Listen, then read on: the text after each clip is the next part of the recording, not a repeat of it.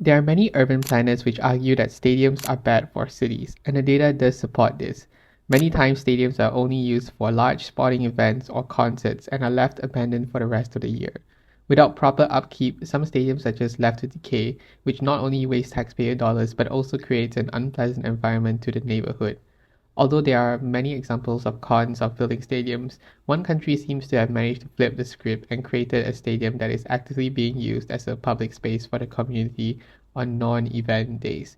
Today we'll take a look at how Singapore created one of the best examples of how stadiums can fit into the urban fabric of our cities. Right after the independence of Singapore, the country constructed its national stadium. Constructed in 1973 as part of Singapore's sports infrastructure development, built on a 35-hectare site in Kallang with a capacity of 55,000 spectators. This hosted numerous significant events including the Southeast Asian Games, football matches, National Day parades, and major concerts by international artists. In 2007, the stadium started to show its age with structural aging, outdated facilities that no longer met modern safety and accessibility standards, and the need for more advanced sporting infrastructure. The 34-year-old stadium required extensive renovations that would have been more costly than rebuilding. Singapore's government decided to replace it as part of a larger vision to create a world-class sports hub that could attract major international sporting events and enhance the country's reputation as a premier sports destination in Asia. Construction of the new stadium began in 2010 as a centerpiece of the Singapore Sports Hub, a 1.87 billion integrated sports, entertainment, and lifestyle destination. Most stadiums look like this, with endless rows of car parks and sometimes built in the middle of nowhere, and some are even built with no access to public transport. This is why most stadiums are empty when there is no reason to go. Because it is so out of the way for the average commuter, they would rather opt for other recreational spaces. Let us take a look at how Singapore breaks away from this conventional way of stadium design into creating a third space for recreational activities. This is the site of the Singapore Sports Hub. As you can see, there are many things going on with many facilities surrounding the main national stadium, making it an ideal place to come even if there's no events. The area is connected to two different MRT lines, making it really accessible for commuters to come and enjoy these facilities.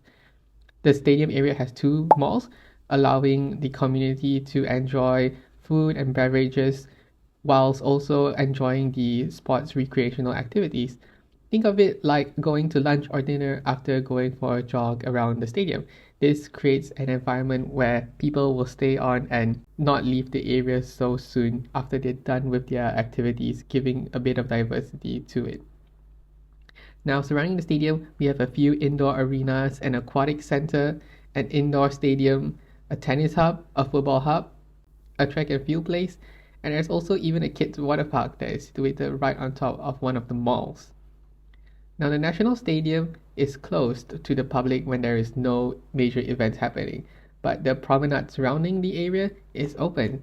You can see here that the promenade opens up as a jogging and cycling path for families to come and enjoy the stadium and its facilities. This also creates like a nice shade for people because Singapore is situated right near the equator. The sun gets really hot. So having a shaded area to jog and perform your recreational activities is a really nice thing to do. The area is designed to be pedestrian friendly first. Car parks are situated further from the main stadium area, allowing for the space to be used to build better walkways. The government also opened multiple public spaces for the public to use for a range of recreational activities. You can also book the facilities too if you want some special courts or fields for your sport, or join one of the many events that are hosted around the area. There's also a really great landscape around the stadium area. Situated right next to the water, it creates a really breezy and nice environment to just leisurely walk to. And this stadium area is positioned right next to the central business district, allowing people to easily access the area. Imagine after work, instead of going home straight away, you can drop by the Singapore Sports Hub to enjoy these facilities or go for a jog and then grab some dinner and then make your way home. Making it so accessible to the average commuter allows this Singapore Sports Hub to be lively even on random weekdays. There is an increasing need of third spaces in cities, and this is the perfect example on how a city can use stadiums as a third space. The area serves as a neutral, public, and accessible space where the community can come together and host events, fostering a sense of belonging for one another. This also bridges the social divide. Everyone across the different social classes will use these facilities, fostering some community harmony among the Singaporeans. This is not the end of the development in the area. There is a new proposed development plan to further enhance the area's facilities and connectivity. Known as the Kallang Alive Master Plan, let's take a look at what's in store for the area.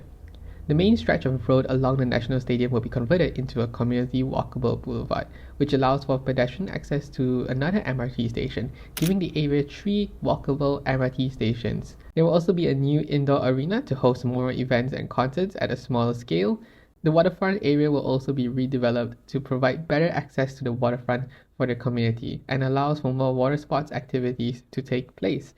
There will also be new facilities to better equip the national Singapore sports team, and the Singapore Sports School will be built here too.